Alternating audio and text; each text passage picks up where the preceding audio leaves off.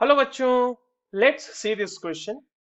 Which of the following is और are uses of KMnO4? मतलब potassium पर magnet के यहाँ पर यूजेस कौन कौन से हैं, ये हमसे पूछा गया है। तो चलिए इस क्वेश्चन को सॉल्व करते हैं बच्चों। और सबसे पहले ये देखते हैं कि इस क्वेश्चन को सॉल्व करने के लिए हमारे पास कौन कौन से की कॉन्सेप्ट की जानकारी होना बहुत ही जरूरी है। अब देखिए ये जो सवाल है बच्चों, ये आपको स्ट्रेट फॉरवर्ड सवाल है। यूज ऑफ KMnO4 से, पोटेशियम परमैंगनेट के यूजेस से सवाल है बेसिकली। तो चलिए इसके एक एक करके यूजेस को हम लोग थोड़ा सा समझते हैं कि कैसे कैसे इसकी यूजेस होते हैं। सबसे बड़ा यूज जो KMnO4 का है वो होता है एनालिटिकल केमिस्ट्री में। तो एनालिटिकल केमिस्ट्री में देखिए क्या होता है। आपने वॉल्यूमेट्रिक एनालिसिस सुना होगा, या फिर आपने, एक minute, analytical chemistry, let me complete it first. Yes, तो हम लोगों ने देखा है कि जो है KMnO4 का यूज होता है वॉल्यूमेट्रिक एनालिसिस में। ठीक है, वॉल्यूमेट्रिक एनालिसिस में हम इसे यूज करते हैं। और इससे हम एस्टिमेशन करते हैं फेरस सॉल्ट का, ऑक्सलेट्स का, आयोडाइड्स का, इन सब का एस्टिमेशन करते हैं। तो वॉल्यूमेट्रिक एनालिसिस में हम क्या करते हैं, इसमें एस्टिमेशंस करते हैं। एस्टिमेशंस करते हैं किसका? तो estimations of ferrous salt, right, oxalates, इनका ऑक्सलेट्स का हम करते हैं। तो इन सब का हम वॉल्यूमेट्रिक एनालिसिस करते हैं। फिर हम लोगों ने जाना है कि रिडॉक्स टाइट्रेशन में भी इसका यूज होता है। तो रिडॉक्स टाइट्रेशन में जैसे कि हम लोगों ने पढ़ा है, रिडॉक्स टाइट्रेशन कैसे होता है ऑक्सैलिक एसिड के साथ, है ना, मोर साल्ट के साथ। तो एग्जाम्पल के तरह यहाँ पे लिख लो, titration with titration with oxalic acid, या फिर आपके पास मोहर सॉल्ट, इन सब के साथ इसका टाइट्रेशन होता है। ठीक है, मोहर सॉल्ट। तो एक तो ये हो गया। तो हमारे पास जो पहला ऑप्शन है बच्चों, वो कह रहा है कि इसका यूज होता है एनालिटिकल केमिस्ट्री में। तो ये तो स्टेटमेंट बिल्कुल सही है। चलिए दूसरा स्टेटमेंट हमारा जो है उसको थोड़ा सा एनालाइज करते हैं और देखते हैं कि जो सेकंड प्रोमिनेंट यूज है KMnO4 का, वो है ये एक बहुत ही तगड़ा ऑक्सीडाइजिंग एजेंट है। और सिर्फ ऑक्सीडाइजिंग एजेंट ही नहीं, उसका तो हम टाइट्रेशन में भी यूज करते ही हैं उस वजह से।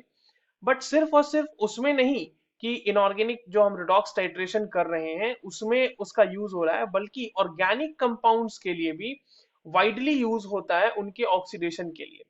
तो it is widely used in for organic compounds also.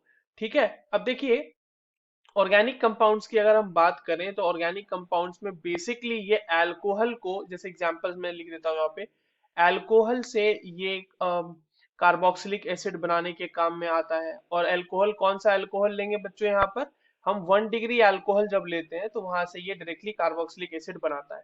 2 degree alcohol अगर आप लेते हैं तो वहां पर आपको ये कीटोन बना के दे देगा। अच्छा, एक और KMnO4 का ही होता है, कोल्ड एल्केलाइन KMnO4।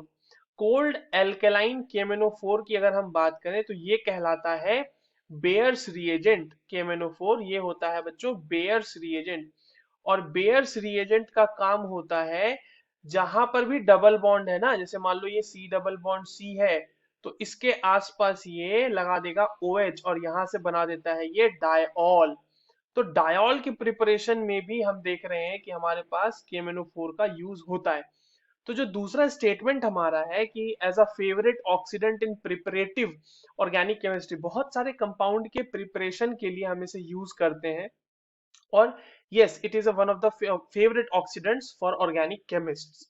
तीसरा स्टेटमेंट कहता है in bleaching of wool, cotton and silk. तो ये भी बिल्कुल सही स्टेटमेंट है। KMnO4 due to its oxidising property, due to significant भी लिख सकते हो, या फिर ड्यू टू स्ट्रॉन्ग लिख सकते हैं।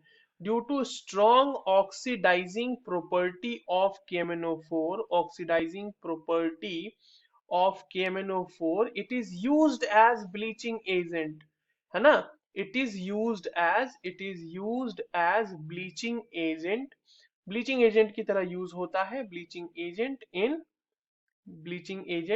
Bleaching agent of wool, cotton, या फिर सिल्क।